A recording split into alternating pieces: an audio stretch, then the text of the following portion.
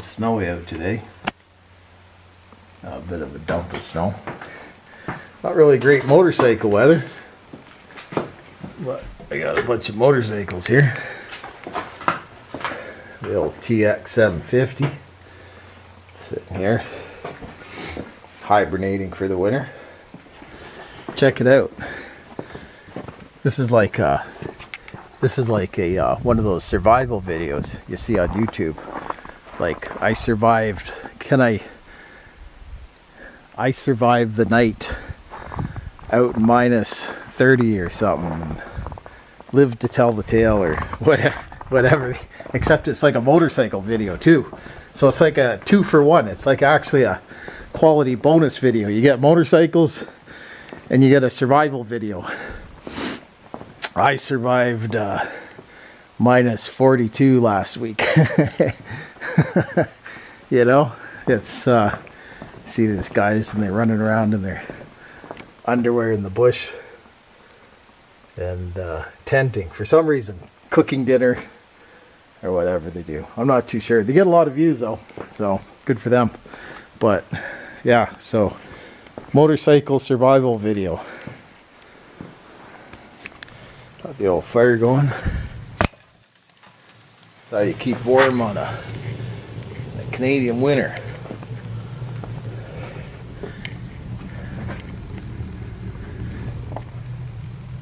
It's only minus 10 today. Just under, according to my Chinese thermometer. Might be right or wrong, who knows. This is the best way to warm up in Canada. Right there. Got the chair going on. It's for afternoon naps.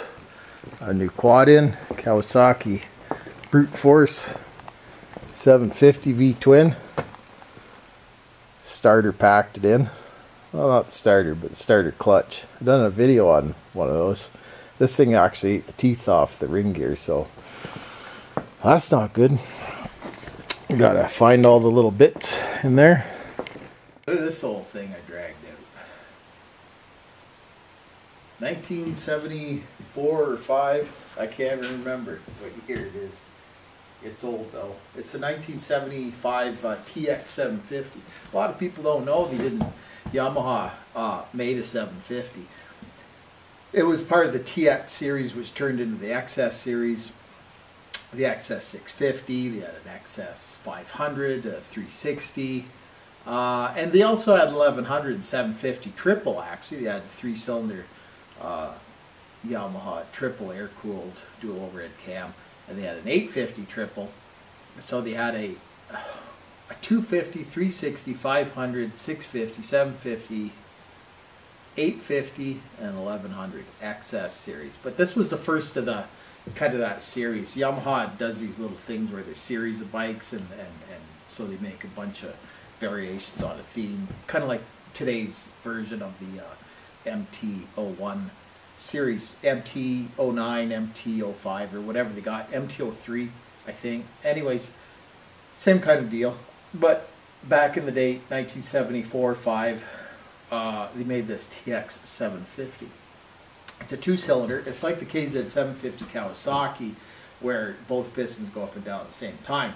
It's a 360 parallel twin, 360-degree crank, which means both pistons go up and down at the same time. And they were basically copying British bikes. That was the popular thing. This is probably one of the worst motorcycles the Japanese have ever made. I mean, this was a real piece of junk. I mean, I like it. I got it real cheap, not looking like this. It was another bike on the back of a flat deck. And, you know, it's like, I kind of like the cheap old bikes because you can work on them, right? You can get them running, and they're kind of cool. And I like the engine. I like the British bikes too, but I didn't like how they fell apart rather quickly. You know, this thing, though, is maybe marginally better than the British bikes. The KZ750 Kawasaki was a totally different bike. That was actually a good bike. This one, though, a real piece of junk. They made it for 2 years, 74, 75. If you're in the market, you're looking for one, you find one. You usually find them suspiciously cheap.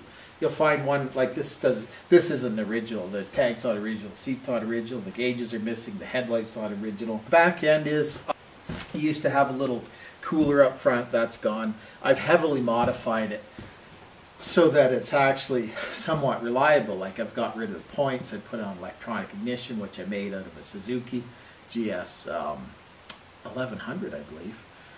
And I forget actually what, there's an igniter on here somewhere. I think a Suzuki igniter. Anyways, I can't remember. I'd done this years ago. So I just thought I'd drag this out. Kind of a fun bike.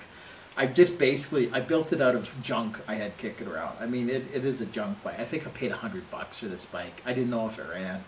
I mean, it was just relegated to the scrap metal bin at that point, and I kind of saved it. But I just built it out of, not really junk, but you know, just it's a Frankenstein bike. There's just parts from other bikes, like this master cylinder's off the Triumph, and I think the speedometer's off an old Harley of some description. I'm not even too sure on that. Anyways, kind of a cool bike. It's a parallel twin, like I said. So they're really good on gravel roads. That's kind of one of the things that these bikes were kind of, you know, made to do back in the day, because there was a lot of crappy roads. So you had to have a bike that was, you know, good on gravel roads. I done a little custom painting on the tank. I think it's a GT 380 Suzuki tank. 380, that was a 2-cylinder, 2-stroke, I believe. And just happened to have the tank kicking around. Typical 7/8 bars. It's got kind of cool rims. They're aluminum rims. They're Acron rims, I believe they were called. I could be wrong on that. They're spoked, but they're aluminum rim. The spokes are steel, of course. Interesting thing with these old bikes, they had a provision where you could just kind of add on another front disc and caliper if you want to. See the bosses there? That's what they're for. They're for another caliper. So I just kind of keep this around for funsies. It had this weird oil filter on it, which you can't get anymore. They're discontinued long ago. And if you do find one on eBay, they're about, you know, somewhere between 50 and 110 bucks. So I modified this one on a lathe. I put a little cap on it underneath the oil filter used to be underneath this cover here. And now it takes a standard BMW oil filter, just a, I think it's a spin on, I can't remember. I mean, I never ride this thing. It's one of my old dinosaur bikes. I kind of like it. You know, it's not practical, really. But these were terrible bikes. Got the old sugar skull going on there. I'll drag out the manuals. I have all the old supplementary manuals for this thing. And there was a dealer that was going out of business that had been doing Yamaha since the 60s, and I bought all the old stock off him after he'd passed away. And my God, it was just, you know, there was cylinder heads and brand new oil pans and gaskets and it's just a plethora of stuff. I can't remember what I got. But anyways, in the mix was all the workshop manuals that the dealer were provided, and a supplementary manual. So, worst bike. Maybe not the worst. Yeah, Suzuki had an RE5 rotary Wankel, and it was absolutely awful. Tips kept wearing out, and they were just, and the motors were so complicated on the Wankel rotary Suzuki engines. The RE5, they were called back in 77, 76, I believe, around the same vintage as this, and the tips kept wearing out, and the motors are so complicated that they were just shipping in new engines in a crate, and the techs would stuff a new engine in for you, you know. And but these ones had a counterbalancer in the bottom, and they were run on a chain that was ran off the crank, and so there was a front balancer and a rear balancer, and they had no tensioner on it. For whatever reason, they didn't put a tensioner on it, and the chain would stretch, and then the throws of the counterweights would hit the throw of the crank eventually, somewhere after 10,000 kilometers, and the engine would grenade spectacularly. So I mean, they had 2 years of this. Yamaha would like to forget they made this bike. It's kind of interesting. The supplementary manual. It's quite a thick manual, And it's got all these crazy, you know, almost improvised fixes for this bike. Like there was problems with the cam chain. There was, I don't know, they had all kinds of problems with this thing. The Solex carburetors on here, they weren't original. I replaced those and modified them to fit. So it's got Mikuni Solex carburetors. I think they're off of a XS650. Because I don't think this thing came with carburetors when I got it. So it came with no tank, no seat, no carburetors. And yeah, so it was a real bass case. But anyway, so I took the motor out, split the cases, and I took the counterbalancers, and I threw them in the garbage in the scrap bin and just sealed it back up. And then I modified the oil filter. So it takes a regular oil filter and put an electronic ignition in it. And it actually runs pretty good now. But those counterbalancers were just, you know, it's just a ticking time bomb. If you ever buy one of these things, just be aware of that, you know, it's just the inevitable demise of this thing every time you start it without taking the balancers out. You got to take the balancers out, throw them in the garbage, because they will meet the crank and it will destroy the bike. So you find an impeccable example of these, and they're like $1,800, something like that. $1,800, $2,500, you know, for an absolutely immaculate bike with, you know, 7,000 kilometers on it. 8,000 kilometers, very low mileage. Most people just relegated them to the bin fairly early, and then Yamaha ran them for 2 years and it just wanted to pretend like it never happened. They had warranty claims coming out the yin yang, and it was just horrendous. So yeah, anyways, if you're in the market for one of these, be aware of that. You know, it's a nice old classic and it really looks the part, and they're usually quite cheap, but they are a ticking time bomb. And you have to do quite a bit of work to them to get them even remotely reliable. All the switch gear, I don't know what they're off of. I took those off of, looks like a later XJ400, I think, I'm guessing. Probably. It's got a plastic adjustment on the throttle, so that's one clue. And then they look suspiciously like a XJ400 Yamaha twin switch gear. Anyways, so that's the deal on that. I think I got Harley pipes on it. They're Harley off of a Sportster, I think. It sounds pretty good, very throaty. I'll start it up, let you see how it sounds. Pretty cool bike. I just run it around the property here, and I don't take it far. I mean, it's just a fun bike, that's all. I just built it for kicks. It was on the cheap. It was kind of fun, you know, that's all. So nothing too serious, but cool bikes. I like them. Twins, 360-degree twin. If you see one, you know, just make sure it's cheap. And yeah, then it's not a problem. Kind of a cool tank. I had a little bit of a I was kind of liberal with the design. Thought it was kind of cool.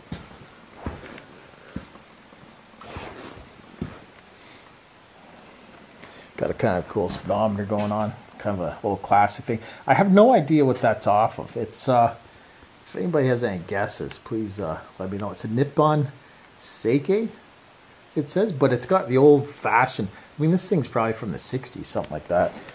60s, early 70s. So yeah, cool bike. Got a back rack on it. So it's kind of practical. 12-volt battery. It's got a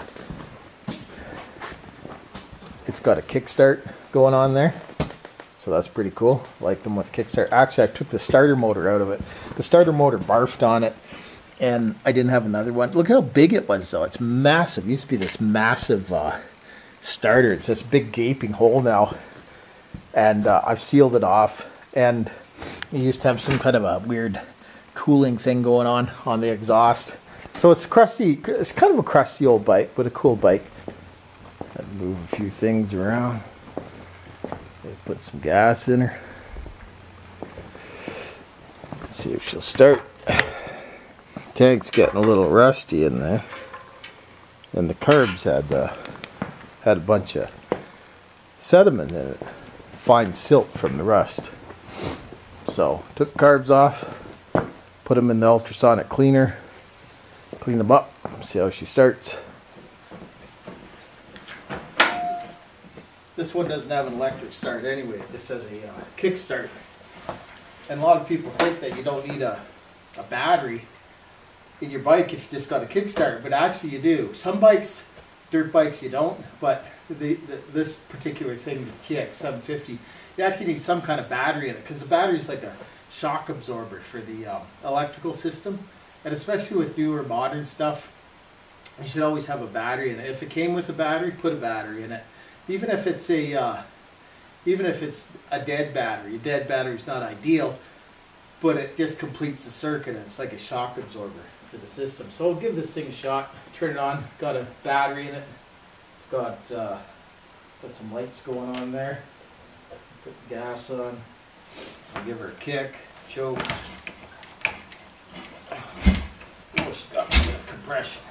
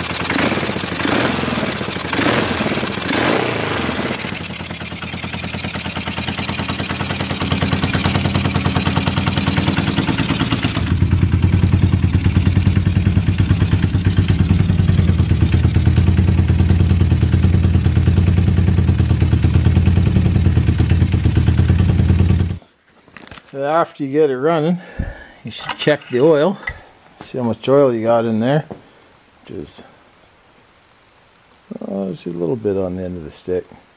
Closer to E though. Sounds really good. It's got a nice throaty sound to it. It's really vibrant. It's really unusual for a Japanese bike.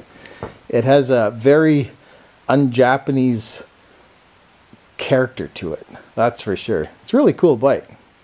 Really nice to ride. Nice parallel twin 360-degree crank. One of the things about owning a few bikes is that you got to start it anyway once in a while. If you don't start these things, they just kind of fall apart sitting. The gasket's all gummy in the carb, and the battery goes dead. And yeah, if you got a bunch of bikes, it's kind of a issue. You got to run around and maintain them. I once went to the British Museum up in where was it? Up by Manchester somewhere, up north. There's a British motorcycle museum. They had a pile of bikes up there. And they had a crew, full time. And all they would do is go around starting bikes. He would just pick a few every day and start it, and pick a few next day and start them, and ride them around the grounds, I guess, and just keep them alive, right? They just fall apart sitting. They actually fall apart, I think, worse sitting than they do just riding them, piling the miles onto them. You're better off buying a bike that's has a pile of miles on it and being well maintained, rather than a bike that's been sitting.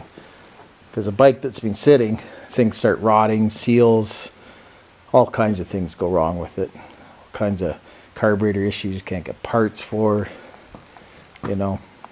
cables rot, things seize up, rust, you name it. Even in good storage, even in here in the concrete breathes. It breathes some moisture, and when you put the bikes up, you'll notice I got them all on wooden slats. The tires, well, not that one, it's on studs, but yeah, see, they're all on, because the tires rot off on them. Concrete's no good for the rubber, what they pass off for rubber these days anyway.